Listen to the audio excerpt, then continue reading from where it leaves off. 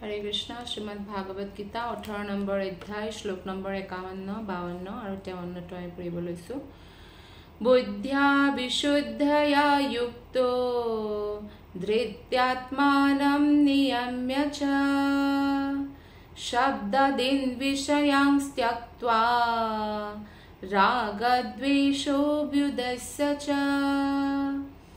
विविक्तासे विलग्भाषी यतवाक्काय मानसः ध्यानयोगा परो नित्यं वैराग्यं सामुपाश्रितः अहंकारं बलं दर्पं कामं क्रोधं परिग्रहम् विमुच्य निर्ममः शान्तो ब्रह्म भूयाय कल्पते। अनुवाद और तात्पर्य शिल प्रभुपादर द्वारा शिल प्रभुपाद की जय। जिजने विशुद्ध बुद्धि समन्वित হয় दृढ़ संकल्पेरे मनटुक संयत करी शब्द आदि इंद्रिय सुखर विषयबिलाक त्याग करी अनुराग और विद्वेषर भाव परिहार करी निर्जन ठाईत बास কৰিবলৈ লৈছে লঘু আহাৰ কৰিছে নিজৰ বচন শৰীৰ আৰু মন সংযত কৰিছে নিতৌ ধ্যানত সমাধিষ্ঠ হৈ আছে বৈৰাগ্যৰ আশ্ৰয় লৈছে মিথ্যা অহংকাৰ মিথ্যা বলদৰ্প মিথ্যা গৰ্ব কাম ভাৱ ক্ৰোধ বৈষয়িক সম্পদ গ্ৰহণ কৰাৰ স্বভাৱ পৰিত্যাগ কৰিছে নিজকে যিকোনো বস্তুৰ গৰাকী বুলি ভবাৰ মনোবৃত্তি ত্যাগ কৰিছে আৰু সমভাৱ গ্ৰহণ কৰিছে তেনে এজন মানুহে নিশ্চিতভাৱে আত্ম উপলব্ধিৰ স্তৰলৈ উন্নত হয়। তো ইয়া ভগৱানৰ মন্তব্য হয়।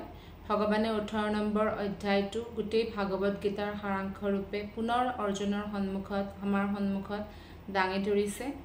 51 52 53 শ্লোকত ভগৱানে কৈছে যে কোনজন ব্যক্তি আত্ম উপলব্ধিৰ স্তৰত উন্নত হয় তেওঁৰ কি গুণ থকা উচিত।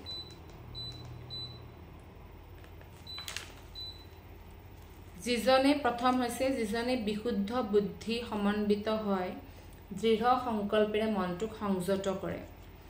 অৰ্থাৎ বিশুদ্ধ বুদ্ধি আমাৰ কেতিয়া হ'ব যেতিয়া আমাৰ বুদ্ধি ভগৱানৰ সেৱাত লাগি থাকিব। 18 নম্বৰ অধ্যায়ৰ 70 নম্বৰ শ্লোকটো যদি আপুনি পঢ়ে তাতে ভগৱানে কৈছে যে যিয়ে মোৰ ভাগৱত গীতা ভাগৱত আদি কথা বা এই শাস্ত্ৰসমূহ অধ্যয়ন কৰে তেওঁলোকে বুদ্ধিৰ দ্বাৰা মোৰ পূজা কৰে আৰু যেতিয়া আমি বুদ্ধিৰ দ্বাৰা ভগৱানৰ পূজা কৰোঁ আমাৰ বুদ্ধি সংযত হৈ যায় আৰু যেতিয়া বুদ্ধি সংযত হৈ যায় তেতিয়া আমি দৃঢ় সংকল্প কৰিব পাৰো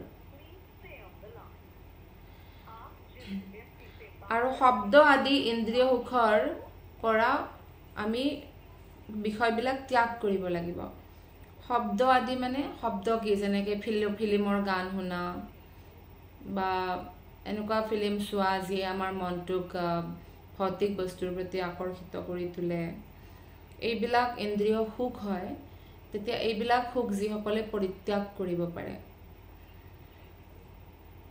অনুৰাগ আৰু বিদ্বেষৰ ভাৱ যিয়ে ত্যাগ কৰিব পাৰে বহুত কাৰোবাৰ প্ৰতি মোহ আৰু কাৰোবাৰ প্ৰতি বহুত ঈৰ্ষা বেয়া ভাৱনা এইবিলাক ভাৱনাৰ পৰা যদি তেওঁ মুক্ত হ'ব পাৰে মোহ হ'লেও যদি যাৰ প্ৰতি মোহ তেওঁ যদি ভুল কাম কৰে ধৃতৰাষ্ট্ৰৰ বহুত মোহ আছিল দুৰ্যোধনৰ প্ৰতি আৰু সেইকাৰণে তেওঁ মানা কৰিব নোৱাৰিলে দুৰ্যোধনক যিকোনো কাৰ্য কৰিবৰ কাৰণে। গতিকে অনুৰাগটো বেয়া আৰু বিদ্বেষৰ ভাৱ ঈৰ্ষাৰ ভাৱ যেনেকৈ দক্ষ প্ৰজাপতিয়ে তেওঁ প্ৰজাপতি হয় গোটেই প্ৰজাপতিৰ মুখিয়া হয় তথাপিও নিজৰ পুত্ৰী আটাইতকৈ সৰু পুত্ৰী সতী বৰ মৰমৰ আছিল কিন্তু ব্ৰহ্মাই কোৱা কাৰণে শিৱৰ লগত বিয়া পাতিব লগা হ'ল কিন্তু শিৱৰ প্ৰতি তেওঁৰ বহুত বিদ্বেষৰ ভাৱনা আছে। গতিকে অনুৰাগ আৰু বিদ্বেষৰ ভাৱ যিয়ে পৰিহাৰ কৰিব পাৰে নিৰ্জন ঠাইত যিয়ে বাস কৰিবলৈ লৈছে নিৰ্জন ঠাইত বাস কৰা মানে কি যিয়ে ভক্তৰে সংগ কৰে অভক্তৰ কেতিয়াও সংগ নকৰে। গতিকে য'ত ভক্ত আছে সেই ঠাইতেই তেওঁ যায় সেই ঠাইতেই তেওঁ বসবাস কৰে তেনেকুৱা যিবিলাক ব্যক্তি আছে অৰ্থাৎ তেওঁলোক বহুত সিৰিয়াস হয় ভক্তিত আগবাঢ়িবৰ কাৰণে, সেইকাৰণে কেৱল ভক্তৰ লগতেই থাকে। লঘু আহাৰ কৰিছে মানে যি ভগৱানক ভোগ লগোৱা নহয় তেনেকুৱা আহাৰ তেওঁলোকে নকৰে, আৰু যিমান শৰীৰক দৰকাৰ তাতকৈ বেছি একদম পেটটোত বোলে হেঁচি খাইছে তেনেকুৱা নকৰে। আৰু নিজৰ শৰীৰৰ কাৰণে যিবিলাক আহাৰ বিষতুল্য বা যিবিলাক আহাৰ নিজৰ শৰীৰৰ কাৰণে ভাল নহয় সেইবিলাকো তেওঁলোকে গ্ৰহণ নকৰে। নিজৰ বচন শৰীৰ আৰু মন যিয়ে সংযত কৰিছে, মনসা বাচা কৰ্মণা, শৰীৰেৰে আমি কৰ্ম কৰোঁ, নিজৰ বাক্যত যদি আমাৰ কণ্ট্ৰল থাকে, মনটো যদি সংযত কৰিব ৰাখিব পাৰোঁ, তেতিয়া আমি আধ্যাত্মিক জীৱনত উন্নতি লাভ কৰিব পাৰোঁ। ভগৱানে কৈছে নিতৌ ধ্যানত সমাধিস্থ হৈ আছে।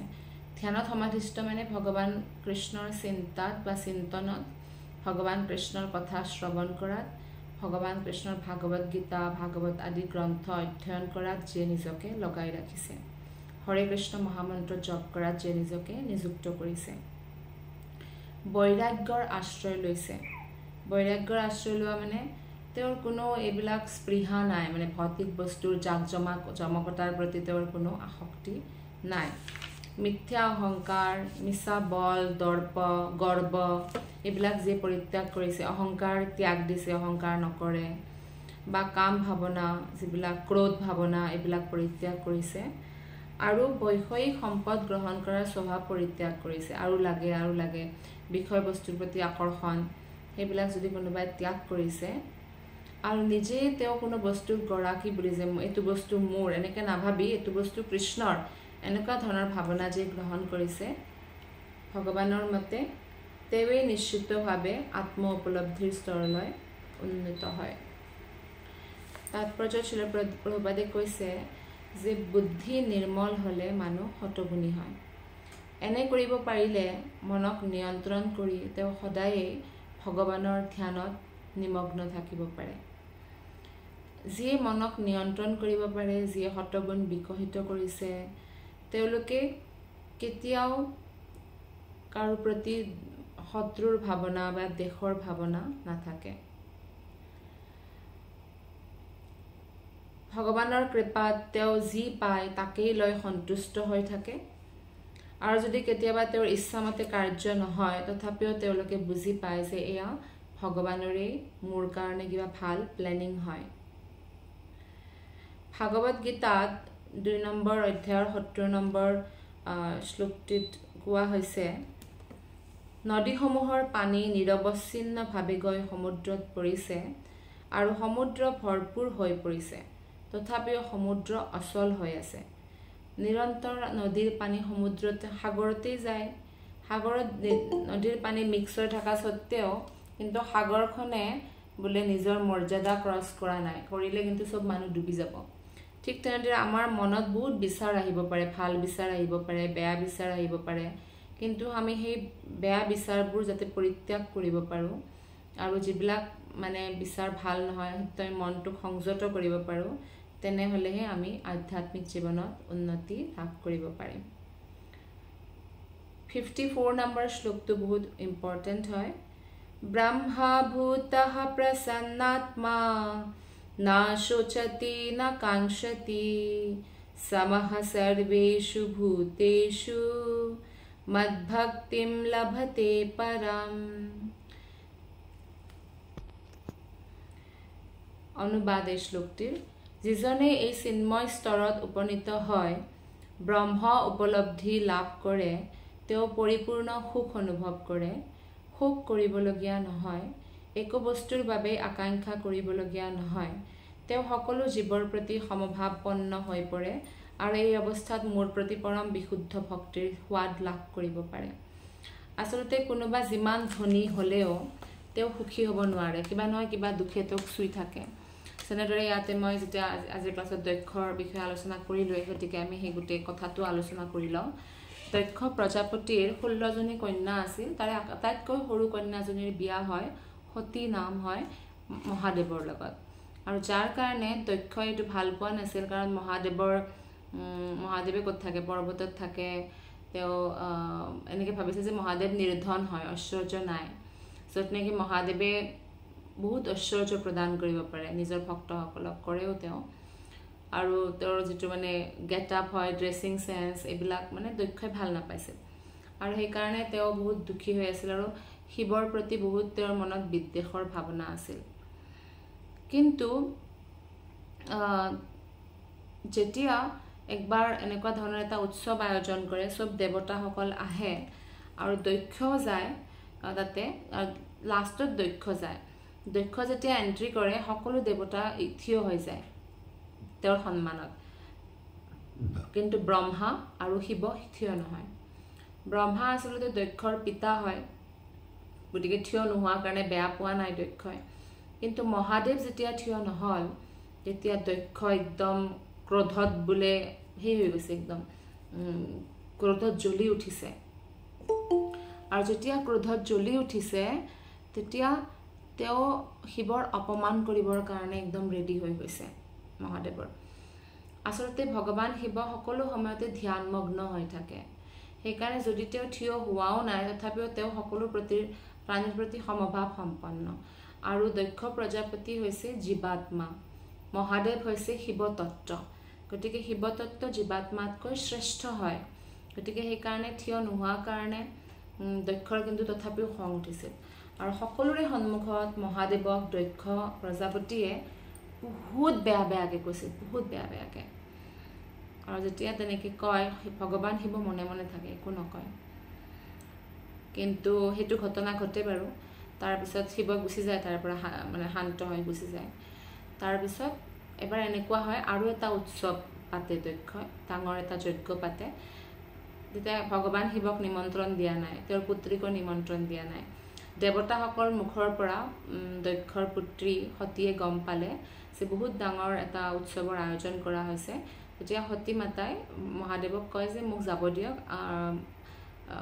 মই মানে মাৰ ঘৰত যাব খোজোঁ, আৰু উৎসৱৰ সময়ত মোৰ যিবিলাক ভণ্টিৰ বিয়া হৈছে তেওঁলোকো আহিব, মাহীসকলো আহিব, মই সকলোকে লগ পাম।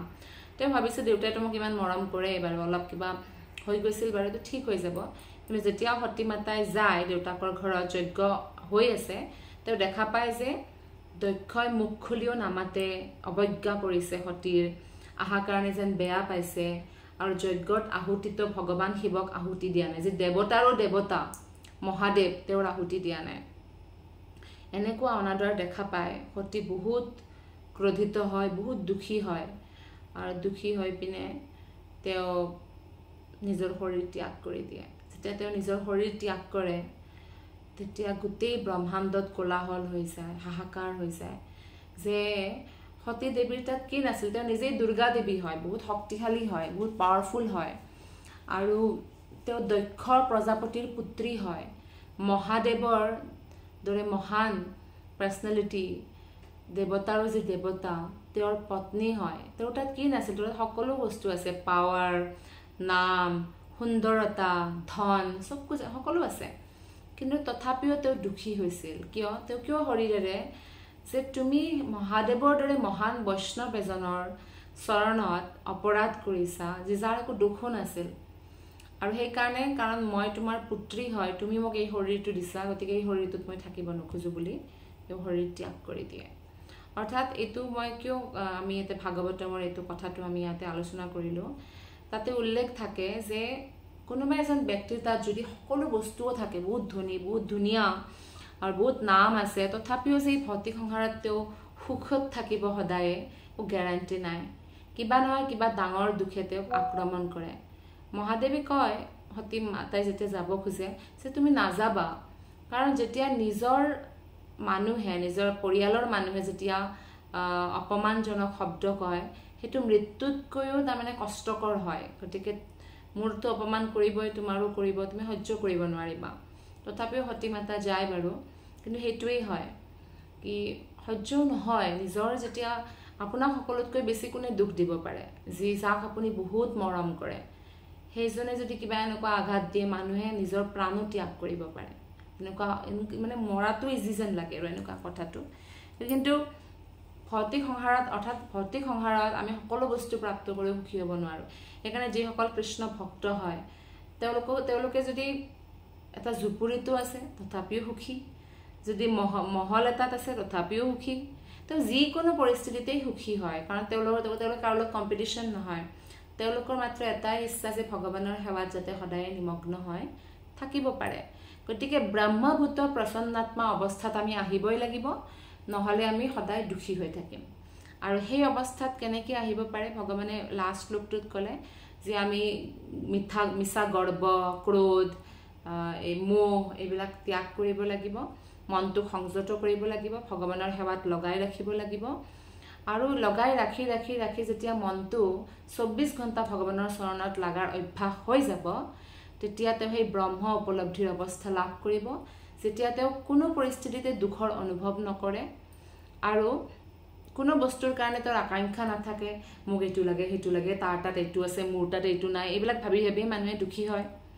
বা কাৰোবাৰ বোলে চাকৰি আছে চাকৰিটোতো গুচি নাযায় কালি মুক্ত হৈ নাযায় তো মুক্ত হৈ নাযায় মোৰ প্ৰিয়জনৰ লগত যাতে কিবা হয় না এইবিলাক ভাবি ভাবি দুখী হয় ইনসিকিউৰিটি কিন্তু যেতিয়া আমি ভগৱানৰ প্ৰতি সম্পূৰ্ণৰূপে শৰণাগত হৈ পৰো তেতিয়া আমাৰ সম্পূৰ্ণৰূপে মনটো শান্ত হৈ পৰে সকলো জীৱৰ প্ৰতি সমভাৱাপন্ন হৈ পৰে আৰু সকলো অৱস্থাতে তেওঁ ভগৱানৰ শুদ্ধ ভক্তিৰ সোৱাদ লাভ কৰিব পাৰে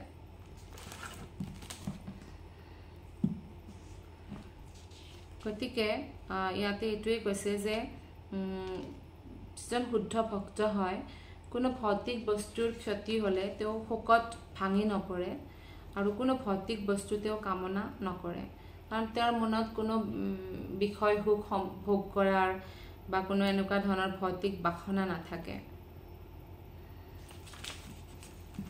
সোণৰ প্ৰতি মানুহৰ বহুত আকৰ্ষণ তেওঁ শিল যেনেকুৱা সোণ তেনেকুৱা বেলেগৰ ধনৰ প্ৰতি একো আকৰ্ষণ নাই আৰু নিজৰ ধনৰো সেৱা তেওঁ ভগৱানৰ সেৱাত লগাই পিনে কৰে যেনেদৰে প্ৰভুপাদে ইয়াতে উদাহৰণ দিছে যে এনে সাপ বহুত বিষাক্ত হয় কিন্তু সাপৰ যদি দাঁত ভাঙি দিছে তেনেহলে সেই সাপটো বিষাক্ত নহয় সেই সাপক আমি দেখাও পাওঁ অসমত আগতে বহুত সাপ নচুৱাব মানুহ আহিছিল আমি যেতিয়া সৰু আছিলোঁ বিশেষকৈ তেতিয়া ঠিক তেনেদৰে আমাৰ বুলি ইন্দ্ৰিয়বোৰক যেতিয়া আমি কৃষ্ণৰ সেৱাত লগাই ৰাখোঁ ইন্দ্ৰিয়বোৰ বিষাক্ত হয় ভৌতিক বস্তুৰ পিনে আমাক টানি লৈ যায় কিন্তু যদি আমি সেইটোক সংযত কৰিছোঁ আৰু কৃষ্ণৰ সেৱাত লগাই ৰাখিছোঁ তেতিয়া সেইটো বিষাক্ত নহয় বিষাক্ত বুলি ইন্দ্ৰিয়ক কিয় কোৱা হৈছে কাৰণ এই জীৱনতে আমি দুখ পাই পাই বাৰে বাৰে জন্ম ল'ব লগা হয় সেইকাৰণে কোৱা হৈছে শ্লোক নম্বৰ 55 বহুত ইম্পৰ্টেণ্ট শ্লোক হয় এইটো भक्त्या मामभिजानाति यावान् यच्चास्मि तत्त्वतः ततो मां तत्त्वतो ज्ञात्वा विशते तदनन्तरम् অনুবাদ আৰু তাৎপৰ্য শিল প্ৰভুপাদৰ দ্বাৰা শিল প্ৰভুপাদ কি জয় এজন ব্যক্তিয়ে কেৱল বিশুদ্ধ ভক্তি যোগৰ সহায়েৰেহে পৰম পুৰুষ পৰমেশ্বৰ ৰূপে মোক যথাযথভাৱে জানিব পাৰে আৰু তেনে ভক্তিৰ বলেৰে মোৰ বিষয়ে সম্পূৰ্ণ ধাৰণা লাভ কৰাৰ পিছতহে তেওঁ ভগৱানৰ ৰাজ্যত প্ৰৱেশ কৰিব পাৰে এই শ্লোকটি বহুত মহত্বপূৰ্ণ কাৰণ এই শ্লোকটিত ভগৱানে স্পষ্টভাৱে কৈছে ভক্ত্যা মাম অভিজানাতি কেৱল ভক্তিৰেহে মোক জানিব পাৰে ভক্তি মানে কি কৃষ্ণৰ প্ৰেমপূৰ্বক সেৱা হৰে কৃষ্ণ কৃষ্ণ কৃষ্ণ হৰে হৰে হৰে ৰাম ৰাম ৰাম হৰে হৰে মহামন্ত্ৰৰ জপ যেতিয়া আমি কৰোঁ তেতিয়া সেয়াও হৈছে ভক্তি গতিকে বিশুদ্ধ ভক্তি যোগৰ সহায়েৰে আমি ভগৱানক জানিব পাৰোঁ অন্য কোনো উপায়েৰে বোলে কোনোবাই বোলে হিমালয়ৰ ওপৰত এখন ভৰিৰ ওপৰত থিয় হৈ বোলে ধ্যান যোগ কৰি আছে ভগৱানক জানিব নোৱাৰে জ্ঞান যোগ কৰি আছে নোৱাৰে ভক্তি যোগ কৰিব লাগিব ভগৱানে কৈছে ভক্তিৰ বলেৰে মোৰ বিষয়ে সম্পূৰ্ণ ধাৰণা যেতিয়া কোনোবাই লাভ কৰিব তেতিয়াহে ভগৱানৰ ৰাজ্যত প্ৰৱেশ কৰিব পাৰে ভগৱানৰ ৰাজ্যত ভগৱানৰ বিষয়ে নাজানাকৈ প্ৰৱেশ কৰিব নোৱাৰে ভগৱানৰ বিষয়ে আমি জানিব লাগিব ভক্তি কৰিব লাগিব ভক্তি কৰিলে আমাৰ হৃদয়ত আমি বস্তুবোৰ অনুভৱ কৰিবলৈ আৰম্ভ কৰোঁ তাৎপৰ্য পৰম পুৰুষ পৰমেশ্বৰ কৃষ্ণৰ বিষয়ে আৰু তেওঁৰ পূৰ্ণ অৱতাৰসমূহৰ বিষয়ে কেৱল মনৰ জল্পনা কল্পনাৰ সহায়ত জানিব নোৱাৰি কোনোবাই যদি ভাবে আমি কল্পনা কৰিম কল্পনা কৰি কৰি জানি ভগৱান কেনেকুৱা জানিব পাৰিম কেতিয়াও নোৱাৰে যদি কোনোবাই ভগৱানক জানিব খোজে তেনেহলে শুদ্ধ ভক্তৰ আণ্ডাৰত তেওঁ ভক্তি শিকিব লাগিব আৰু ভক্তি যোগৰ অনুশীলন কৰি যেতিয়া তেওঁ ভগৱানৰ বিষয়ে জানিবলৈ আৰম্ভ কৰিব তেতিয়াহে তেওঁ ভগৱানৰ ধামত অৰ্থাৎ গোলক ধামত বৈকুণ্ঠ ধামত প্ৰৱেশ কৰিব পাৰিব।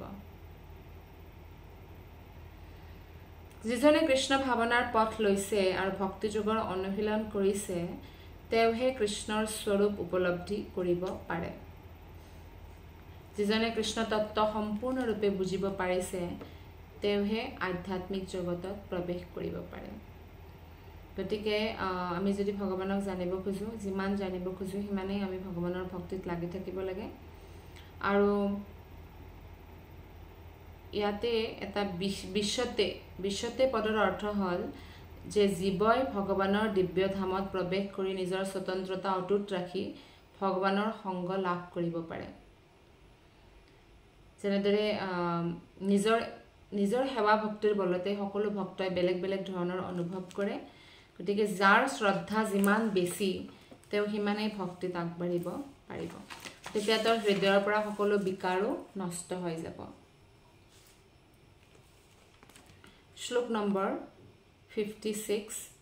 সৰ্বা কৰ্মাণ্যপি সদা কুৰ্বাণো মদ্ব্যপাশ্ৰয়ঃ মৎপ্ৰসাদাদৱাপ্নোতি শাশ্বতম পদমব্যয়ম। মোৰ শুদ্ধ ভক্ত এজনে সকলো ধৰণৰ কাম কৰি থকা স্বত্তেও মোৰ আশ্ৰয়তে থাকি মোৰ কৃপাতে অক্ষয় শাশ্বত ধাম লাভ কৰিব পাৰে। অৰ্থাৎ আমি ভগৱান শ্ৰীকৃষ্ণৰ যদি শুদ্ধ ভক্তি কৰিব পাৰোঁ আৰু শুদ্ধ ভক্তি কৰি কৰি যদি আমি ভগৱানৰ আশ্ৰয় গ্ৰহণ কৰিব পাৰোঁ তেনেহ'লে আমি ভগৱানৰ শাশ্বত ধাম লাভ কৰিব পাৰিম। মদ উপাশ্ৰয় কথাটোৰ অৰ্থ হ'ল পৰমেশ্বৰৰ ৰক্ষণাবেক্ষণত থাকি। জড় কলুষৰ পৰা মুক্তি পাবৰ বাবে শুদ্ধ ভক্ত এজনে পৰমেশ্বৰৰ বা তেওঁৰ প্ৰতিনিধি স্বৰূপ আধ্যাত্মিক গুৰু এজনৰ নিৰ্দেশত কাম কৰিব লাগে।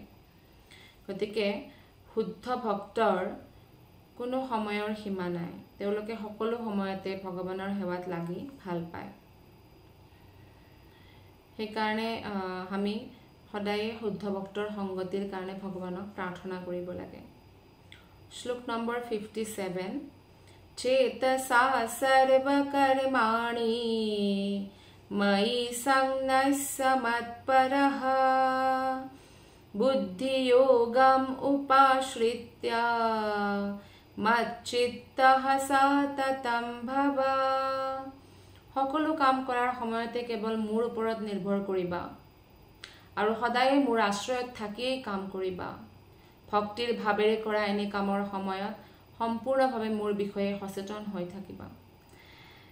56 শ্লোকত ভগৱানে কৈছে যে এজন ভক্ত যদি সকলো ধৰণৰ কাম কৰি আছে, তেওঁ বোলে চাকৰি কৰিছে, ল'ৰা ছোৱালীও জন্ম দিছে, তেওঁলোকৰ লালন পালনো কৰিছে, মাক দেউতাকৰো সেৱা কৰিছে, কিন্তু মনত সদায় ভগৱানৰ প্ৰতি ভক্তি ভাৱনা ৰাখি কৰে। আৰু সেইকাৰণে তেওঁলোকৰ মন কৃষ্ণ স্থিত থকা কাৰণে তেওঁলোকে ভগৱানৰ ধামত প্ৰৱেশ কৰিব পাৰে। আৰু 57 শ্লোকটোতো ভগৱানে ডিৰেক্ট অৰ্ডাৰ দিছে আমাক কি সকলো কাম কৰাৰ সময়তে মোৰ ওপৰত নিৰ্ভৰ কৰিবা। কোনো মানুহৰ ওপৰত বা কোনো বস্তুৰ ওপৰত আশা কৰি একো লাভ নাই। যদি নিৰ্ভৰ কৰিব লগা আছে, ডিপেণ্ডেণ্ট হ'ব লগা আছে, কেৱল কৃষ্ণৰ ওপৰত নিৰ্ভৰ কৰিব লাগে। আৰু সদায়ে মোৰ আশ্ৰয়ত থাকি কাম কৰিবা, অৰ্থাৎ কৃষ্ণৰ চৰণত থাকিয়েই আমি কাম কৰিব লাগিব। সকলো সময়তে আমি কৃষ্ণ চেতনা ৰাখিব লাগে, এইটোৱেই কৃষ্ণই কৈছে। যেতিয়া কোনো এজন ব্যক্তিয়ে কৃষ্ণ ভাৱনাৰে কাম কৰে তেতিয়া তেওঁ পৃথিৱীৰ গৰাকীৰ দৰে কাম নকৰে, তেওঁ নিজকে মালিক বুলি নাভাবে, তেওঁ কৃষ্ণক মালিক বুলি ভাবে। এজন ব্যক্তিয়ে নিজকে ভগৱানৰ ভৃত্য বুলি, সেৱক বুলি ভাবি কাম কৰে আৰু কৃষ্ণই যেনেকৈ শাস্ত্ৰত কৈছে সেই শাস্ত্ৰৰ কথাবোৰ মানি চলি কাম কৰে। যদি কোনোবা এটা কোম্পানীৰ মালিক হয় আৰু সেই মালিকৰ আণ্ডাৰত বোলে কোনোবাই কাম কৰিছে, হয় নহয়, গতিকে তেতিয়া তেওঁ কোম্পানীটো নিজৰ বুলিতো নাভাবে, তেওঁ এজন সেৱক বুলি তেওঁ জানে। গতিকে গৰাকী দিয়া দায়িত্ব অনুসৰি নিষ্ঠাৰে তেওঁ কৰ্তব্য কৰি গৈ থাকে। ঠিক তেনেদৰে ভগৱান হৈছে গোটেই আধ্যাত্মিক ভৌতিক লোকৰ মালিক। গতিকে আমাৰ একো বস্তু নাই ইয়াতে, সকলো ভগৱানৰ হয়। গতিকে ভগৱানৰ সেৱাতেই আমাৰ কল্যাণ হয়।